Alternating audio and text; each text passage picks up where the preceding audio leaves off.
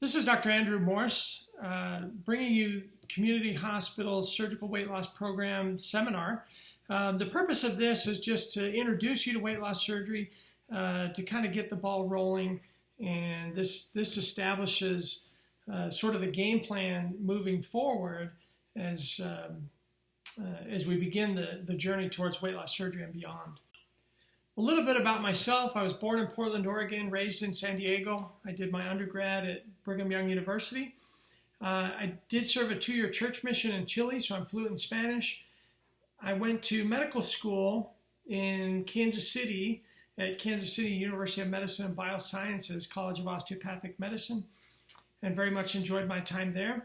I was able to do my general surgery residency in York, Pennsylvania, which was a great place to train and also close to a lot of the big centers in medicine on the East Coast. I got to spend a little bit of time at Johns Hopkins Bayview for burns. I got to go up to University of Maryland shock trauma for my trauma rotations, and then up to Memorial Sloan Kettering in New York City for surgical oncology. And so I really felt that environment gave me a great opportunity to have a well-rounded education. I'm married and have 4 children. First off, just a quick introduction to Christy, our program coordinator. You'll see the slide of her pre and post-op. She's a sleeve gastrectomy patient. You can see the excellent results that she has had. To get started here, I wanted to introduce a few members of our weight loss surgery team. First off, Julie Schwartz is my PA. Christy Hale is our program coordinator and navigator. Morgan is one of our is our assistant navigator. Sandy is our dietitian. Mindy is one of our medical assistants.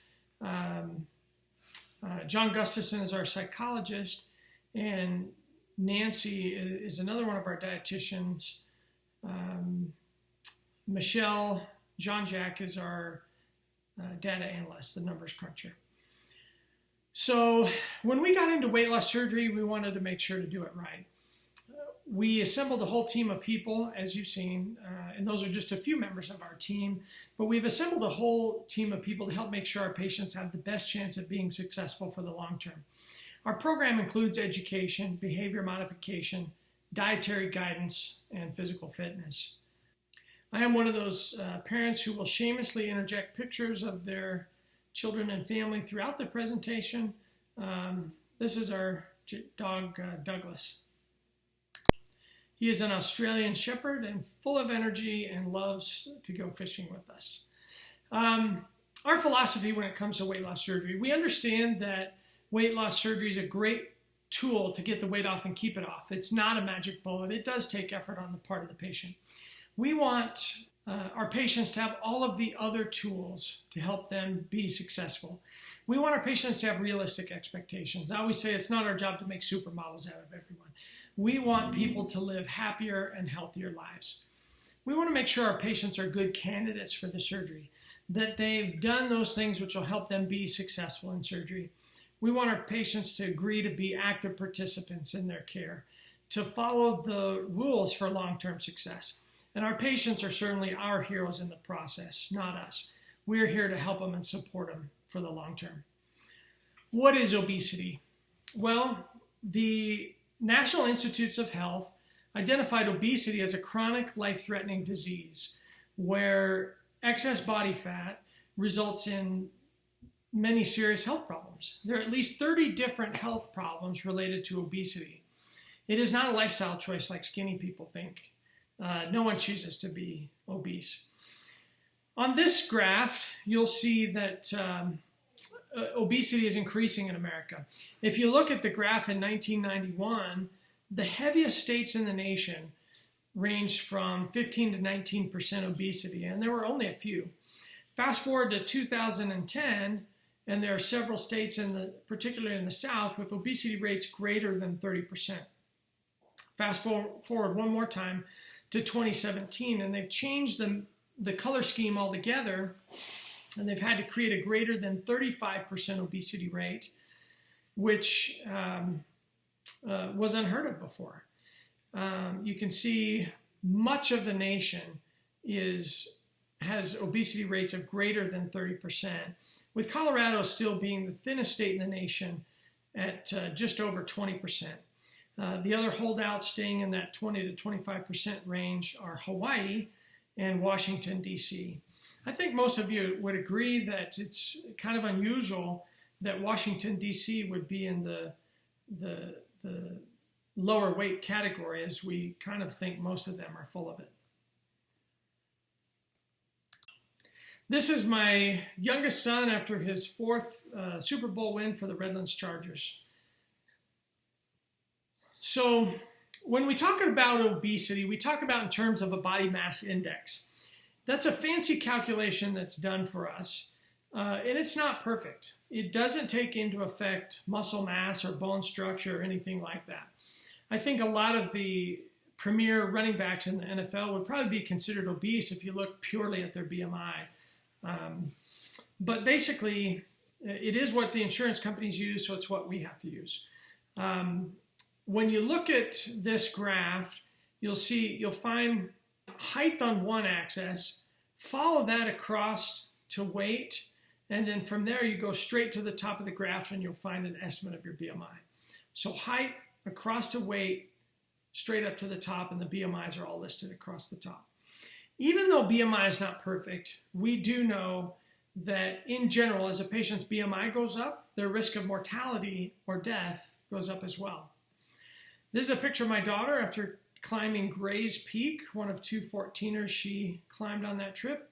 We try to stay active in our family. Obesity is an epidemic, like we were talking about. About 3/5 of Americans are overweight or obese. Adult obesity has doubled in the last 20 years. There are about 300,000 premature deaths annually related to obesity. If you compare that to smoking, where there's about 400,000 deaths, but the rates of deaths from smoking are going down because, in general, less people are smoking. You can also compare that to 90,000 deaths per year related to colon cancer and breast cancer, and you can see what a big problem obesity is. About 3/4 of obese children will eventually become obese adults. What causes obesity? Obesity can be caused by genes that you inherit from your parents. There's certainly a strong biologic component to that. It also can relate to your metabolism, or how your body turns food into energy. Certainly eating and exercise habits can contribute to that, as can psychological factors. Environment certainly is another thing that can contribute to obesity. I think, like Lucille Ball, I would do a terrible job at keeping weight off if I worked in a chocolate factory, for instance. In general, you can see the trend in America of the supersizing of foods. 30 years ago, you can see the size of a bagel at 140 calories versus a bagel you might get now at a bagel store. A plate of pasta that you might have gotten at a diner 30 years ago at 500 calories versus a plate of pasta at a restaurant today would usually top well over 1,000 calories. And there's an example of a sandwich you might have made at home 30 years ago versus one you'd get at a sandwich shop today. We know a person who works at Starbucks and has a customer come in that orders a venti white mocha with steamed heavy cream, and they've calculated the calories in that out to over 2,000 calories per day, or in other words, more than the daily average allowance of calories that the average American should have. As shown by these pictures, my family loves the outdoors. We do some hunting and fishing, and really like getting out. And that's one of the things that's helped keep us safe and sane during the COVID pandemic, is being able to get out and enjoy the outdoors together. When it comes to treating obesity, there are several modalities, including diet and exercise. There are weight loss programs out there, things like Jenny Craig and Weight Watchers. There are appetite suppressants or medications. Counseling has shown some degree of success. There are even alternative medicine approaches, things like acupuncture or hypnosis. Of all of those, bariatric surgery is the best at getting the weight off and keeping it off long term. It has by far been proven to be the most successful. This next slide shows the many medical complications that are related to obesity. Some of these are things you would think would be obvious that would be related to obesity. Things like diabetes and high blood pressure, heart disease, high cholesterol, things like that. Others are things you wouldn't necessarily think would be related. Things like gout, vein problems in the legs, even fertility problems, and even cancer. You can see all of these cancers have a greater risk in obese patients, including breast, uterus, cervix, colon, esophagus, pancreas, kidney, and prostate cancer. Now this next slide shows the good news. This shows the improvement or resolution of many of those obesity-related problems after weight loss surgery or bariatric surgery. And again, some of these things you'd think would be obvious. High blood pressure is 52 to 92% resolved after weight loss surgery. There's at least an 82% risk reduction for heart disease. Diabetes certainly improves. Type 2 diabetes is 83% resolved after weight loss surgery. And then there's other things that you wouldn't necessarily think about. Again, we talked about gout earlier, 77% resolved after weight loss surgery. Another thing that I wouldn't have necessarily thought would be related to weight loss surgery is migraines, 57% resolved after weight loss surgery. And in many cancers, there's a risk reduction as well. This is my second oldest son getting ready to fly with his grandpa. His grandpa's a retired Air Force colonel and retired United Airlines pilot. And was able to safely fly 100 missions over Vietnam. And we're very proud of him. When it comes to the surgeries now, basically all weight loss surgery is done laparoscopically. So it is extremely rare that we do the old-fashioned open surgery. Laparoscopic surgery means, we make a few small incisions, we put plastic tubes through those, blow air in, CO2 to be exact, and we fill the belly up with air. We then put thin instruments and a camera through those different plastic tubes, and that allows us to do the surgery in a minimally invasive fashion. There are a lot of benefits to laparoscopic surgery. One of the benefits is that we have less wound problems, less risk of hernias and wound infections. There are less heart and lung problems. And actually, as a surgeon, I have a better view of the anatomy.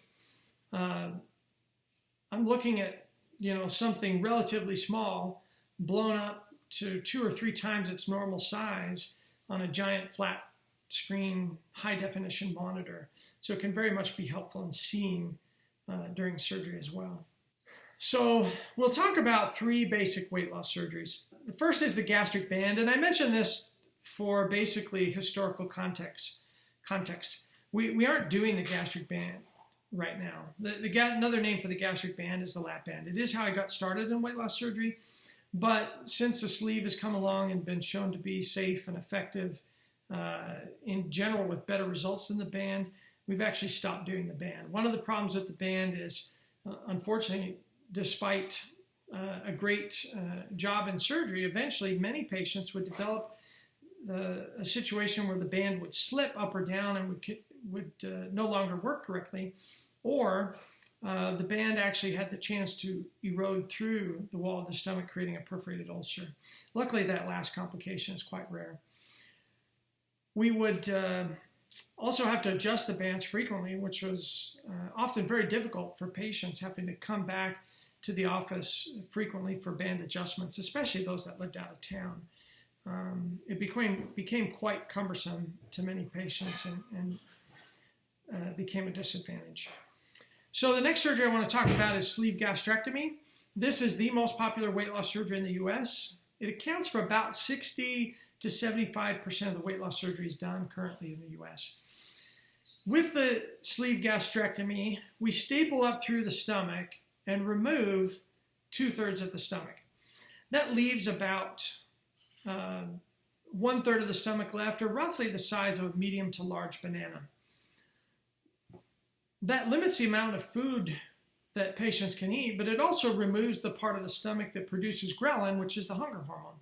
So by removing that, most of our patients eat or most of the patients eat because they know they're supposed to, not because they're hungry. Some of the other advantages of the sleeve gastrectomy is it's much less follow-up intensive than the lap band was. Disadvantages are it's not reversible. I'm not sure why anyone would want that reversed or why they would want that stomach reimplanted, but obviously that's impossible. Also, there are rare complications such as worsening heartburn. Most people who have the sleeve gastrectomy, their heartburn gets better, but there are patients that develop worsening heartburn on occasion, and that could require another surgery to need to be done. This is me prior to weight loss surgery back in September of 2018. I've lost about 70 pounds and am very happy with my decision to undergo weight loss surgery, and I'm confident that you will be as well. So the next surgery I want to talk about is gastric bypass.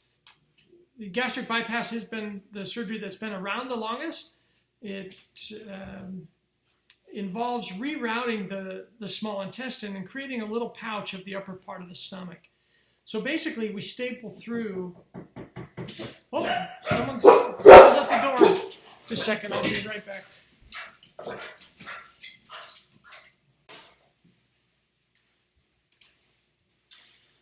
All right, let's get back to work here. So, where was I? So we staple up through the upper part of the stomach, creating a little pouch. And then we reroute the small intestine. We divide the small intestine, bring one end up and hook it to the stomach, and the other end plugs in further down. That creates kind of that creates that little Y look. That's why they call it a Roux Y. And so the part hooked to the stomach brings the food down into the intestine. The other part of the small intestine brings in the digestive enzymes from the liver and the pancreas that help digest food. And until the enzymes get together with the food, there's really not much digestion or absorption. So there's a shorter distance for that digestion and absorption to happen between where the parts of the Y meet up and the end of the small intestine. There are potential side effects of the gastric bypass. You'll notice on the slide that dumping syndrome is listed both as a pro and a con, or an advantage and a disadvantage to gastric bypass. Dumping syndrome is when fats and carbohydrates get into the small bowel without being very well churned up by that little pouch of stomach. The small bowel is not used to that, pushes them through really fast, leads to crampy abdominal pain, diarrhea, lightheadedness, nausea, and vomiting. Sounds like a disadvantage. The advantage is it is foods that are very high in fat and high in sugar that tend to cause dumping syndrome, and so it very much encourages patients to avoid those types of foods. In general, gastric bypass is great at controlling reflux. The reason being is most of the stomach acid is made in the lower stomach, and if you see in that drawing, the lower stomach is then separated from the upper stomach, and acid cannot wash back up into the esophagus anymore after the surgery. Other complications include the risk of leaks at any of the different connections, internal hernias, and the potential for malabsorption. There is definitely some malabsorption with the gastric bypass. Most people are able to counter that by taking a chewable multivitamin, a chewable calcium with vitamin D, and a sublingual B12. So it's very rare that we encounter any problems with malabsorption.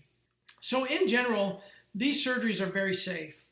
If you'll notice, in general, most people say that if the gastric bypass is the gold standard, the one that everything's compared to, the sleeve gastrectomy is about twice as safe. And the lap band was about 4 times as safe, except for down the road, more lap band patients ended up back in surgery than sleeve or bypass. But even gastric bypass is very safe. It's about twice as safe as a hip replacement, 4 to 15 times safer than a bowel resection, and 25 times safer than a heart bypass. What are the expected results of surgery? In general, studies have shown that after lap band surgery, people would lose about 50% of excess body weight, And after the sleeve gastrectomy and the gastric bypass, people would lose around 60 to 80% of excess body weight. Those are just averages. We have some people get back to completely normal weight. We have other people that lose 30% of excess body weight and are ecstatic that they've done that well. These are my two oldest boys who are living in Utah. One is going to Utah State, and the other is working as a fishing guide on the Green River. In general, patients are recommended for weight loss surgery if their BMI is over 40 or if their BMI is over 35 and they have an obesity-related health problem. These surgeries are shown to be safe down to a BMI of 30 or even 27 in some studies, but most insurances don't cover weight loss surgery below a BMI of 35. Obviously, patients have had a history of being overweight. They've made other attempts at losing weight prior to deciding on weight loss surgery. We also want to make sure our patients don't have any untreated diseases that cause them to be overweight. For instance, hypothyroidism. If someone has low thyroid level and they didn't know it before and it's not being treated with thyroid hormone replacement, then certainly we would want to replace their thyroid hormone and get their thyroid hormones where they need to be and see if they lose the weight that way first. We want to make sure that patients are not drinking alcohol in excess or using tobacco or have other drug addiction problems. The hospital has a policy that we cannot do weight loss surgery on a patient who is using tobacco or using marijuana within 6 months of surgery. So encourage anyone that are using any of those substances to stop them immediately so that we have plenty of time to get that 6 months in and get you to surgery. Let's see, we want patients to be prepared to attend regular follow-up sessions and to make lifestyle changes. At this point in the live seminar, we would ask if there's any questions. Please feel free to get us any questions you have. We have several great folks on the team that can answer those questions. Myself and Christy, who have been through the process. Sandy's our dietitian and does an excellent job. And Julie, our PA, and Mindy, our medical assistant, among others. So we'll try to get any questions answered that you might have along the way. A couple other slides to cover. The 10 rules of, or 10 important rules of weight loss surgery success. Make sure to eat small meals, eat slowly, chew thoroughly, stop eating when you feel full. And I would say many times it's good to stop eating before you feel full. Usually that full feeling will really kick in about 20 minutes after eating.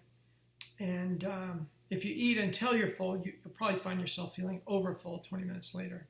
Stop eating when you're satisfied or before. You'll pretty soon get to be able to judge about what is the right amount of food.